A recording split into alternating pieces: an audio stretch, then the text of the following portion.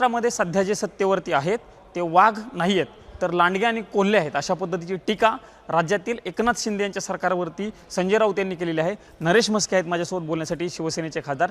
नरेशजी, त्यांचं कातडं अमित शहानी पांघरलेलं असं म्हटलेलं आणि ते ओरिजिनल नाही आहेत असं संजय राऊत म्हणतात। या महाराष्ट्रानेच नव्हे तर पूर्ण हिंदुस्थानाने पाहिलेलं आहे वाघ कोण, लांडगा कोण आणि कोल्हा कोण। रोज सकाळी संजय राऊतांची कोल्हेकुळी ही अख्खा महाराष्ट्र आणि हिंदुस्थान पाहतोय। ज्यावेळी कोविडची वेळ होती, मुख्यमंत्री म्हणून उद्धव ठाकरे यांच्यावर जबाबदारी होती, वाघासारखं त्यांनी बाहेर पडायला पाहिजे होतं, परंतु ते घरात बसले। मी आणि माझे कुटुंब आणि माझी जबाबदारी यामध्ये अडकून बसले। परंतु या महाराष्ट्रामध्ये एकनाथ शिंदे नावाचा रूपाने वाघ असलेला माणूस या कोविडमध्ये बाहेर पडला, पीपी किट घालून डॉक्टरांबरोबर रुग्णांची सेवा करत होता।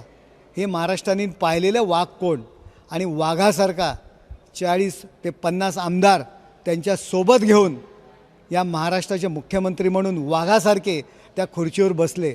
त्यामुळे ह्या लांडग्यांनी आणि या कोल्ह्यांनी वाघावर टीका करण्याचा प्रयत्न करू नये। वाघ कोण आहे या संपूर्ण महाराष्ट्राने पाहिलेलं आहे आणि उंदीर कोण, संजय राऊत का आणखी कोण, हे सुद्धा या महाराष्ट्र पाहतं आहे। त्यामुळे यांनी स्वतःला वाघ बोलून स्वतःचा ऊर बडवण्याचा प्रयत्न करू नये। आणि जर हे स्वतःला वाघ जर म्हणत असतील तर सोनिया गांधी आणि राहुल गांधी यांच्या उंबरठ्यावरती बाहेर बसलेले आहेत। आज सकाळी जे राहुल गांधी यांचे कौतुक करत होते याच्यावरनं एवढंच जाणवतं आहे की फक्त त्यांच्या घरची भांडी घासायची संजय राऊत यांनी बाकी ठेवलेली आहेत। थोड्या दिवसांनी ते सुद्धा घासताना आपल्याला दिसेल। तुम्ही म्हणताय कोण खरा वाघ आहे ते दिसेल, पण संजय राऊत म्हणतात की नोव्हेंबरमध्ये विधानसभेच्या निवडणुका होतील, त्या निवडणुकीमध्ये महाराष्ट्राला खरा वाघ समजणार आहे। संजय राऊत हे दर महिन्याने, दर 15 दिवसांनी या महाराष्ट्राला मुदत देत आहेत। आज मुख्यमंत्री होईल, उद्या मुख्यमंत्री होईल, आता त्यांनी नोव्हेंबरची मुदत दिलेली आहे। हे पहा, लोकसभेमध्ये संविधान वाचवणं हा खोटा प्रचार करून संविधान वाचवा आणि विशिष्ट समाजाची मतं, प्रार्थना स्थळं असतील, मशिदी असतील, त्याच्यामध्ये मुल्ला मौलवीला लाखो रुपये वाटून खतरे में आहे अशा पद्धतीची भीती दाखवून विशिष्ट समाजाची मतं घेऊन यांनी लोकसभेला काँग्रेसच्या जीवावर यांना जी मतं मिळालेली आहेत ती परिस्थिती विधानसभेत राहणार नाही आहे। यांच्या 13 जागा आम्ही एकमेकांच्या विरोधात लढलेलो आहोत। आम्ही आणि उद्धव ठाकरे आम्ही 7 जागा आम्ही जिंकलेल्या आहेत। या मुंबईमध्ये आम्हाला सर्वात जास्त मतदान शिवसैनिकांचं झालेलं आहे। त्यामुळे या महाराष्ट्राला कळणार आहे की नक्की जो अवलंब यांनी मतांसाठी लोकसभेसाठी केलेला आहे तो किती फसवा होता हे लोकांच्या समोर येणार आहे। नरेशजी, मुख्यमंत्र्यांनी लाडली बहीण योजना महाराष्ट्रामध्ये जिचं खूप चर्चा सुरू आहे, त्या योजनेची मुदत वाढवलेली आहे, पण सर्व्हर डाऊन असल्याचं बघायला मिळतं। अनेक तांत्रिक अडचणी आहेत। योजना सक्सेस कशी होणार? कारण या योजनेचा इतका गाजावाजा महाराष्ट्रामध्ये झाला, तर या सगळ्या तांत्रिक अडचणी कशा दूर करणार? कसं आहे की ज्याला कावीळ झालेली असते त्याला सगळंच पिवळं दिसतं। उलट मुख्यमंत्र्यांचं यांनी स्वागत करायला पाहिजे की सभागृहामध्ये एखादी योजना जाहीर होते आणि 6 महिने ते वर्ष त्याला अंमलबजावणीसाठी लागतात, पण दुसऱ्या दिवशी त्याचा GR निघतो, तिसऱ्या दिवशी कलेक्टर ऑफिसमध्ये त्याचे फॉर्म मिळतात। याच्यावरनं किती तत्परता आहे। ठीक आहे, पहिल्या दिवशी संपूर्ण लोड आला असेल, मुदत 15 जुलैपर्यंत दिली होती, त्याच्यामुळे सर्वच जण एकाच वेळी जर संपूर्ण महाराष्ट्रामध्ये ते फॉर्म भरण्यासाठी गर्दी झाली असेल तर त्याच्यावरती लोड आला असेल, त्याच्यामुळे सर्व्हर डाऊन झाला असेल। टेक्निकल गोष्टी आहेत, परंतु 31 ऑगस्टपर्यंत मुदत वाढवलेली आहे। त्या योजनेमध्ये सुधारणा केलेल्या आहेत की ज्या काही कागदपत्रांकरता जो लोड आला होता त्या कागदपत्रांची पूर्तता करण्याची अटीच काढून टाकलेल्या आहेत। त्यामुळे ही योजना अगदी सुलभ आणि सरळ केलेली आहे। या उलट जर पहिल्या आणि दुसऱ्या दिवशीच जर एवढा प्रचंड लोड सरकारवर येत असेल, सरकारी आस्थापनेवर येत असेल, तर त्या योजनेची व्याप्ती आणि लोकप्रियता किती आहे आणि काय आहे हे तुमच्या लक्षात आलं असेल की आता ह्यांना का पोटसूळ उठलेलं आहे, विरोधकांना का पोटसूळ उठलेलं आहे हे तुम्हाला जो काय एकदम प्रचंड असा लोड आलेला आहे, आता ह्यांच्या पायाखालची जमीन सरकलेली आहे। ही योजना आम्ही 2 महिन्याची मुदत त्या ठिकाणी वाढवलेली आहे। जे काही अधिवास प्रमाणपत्र मागत होतो, उत्पन्नाचा दाखला मागत होतो, तीही अट आम्ही काढून टाकलेली आहे.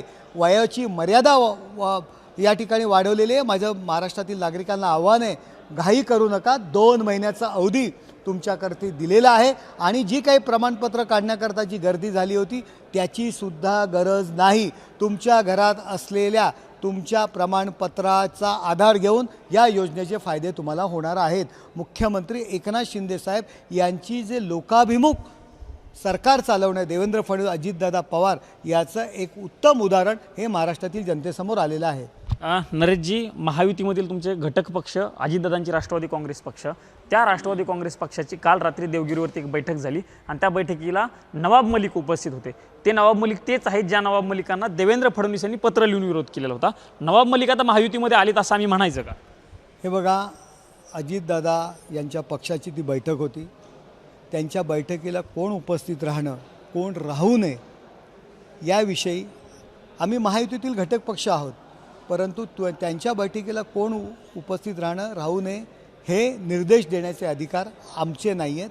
कदाचित त्या बैठकीच्या दरम्यान काहीतरी त्यांच्याकडे काम असेल. अजितदादा मंत्री आहेत, त्यांच्या पक्षाचे नेते आहेत ते, त्यामुळे त्या कामासंदर्भात ते आले असतील. या संदर्भाचा खुलासा आपण अजितदादा यांच्याकडूनच घेतलेला तर बरं होईल. शेवटचा प्रश्न विचारतो. कांदा खरेदीमध्ये राज्यामध्ये खूप मोठा घोळ होत असताना बघायला मिळते.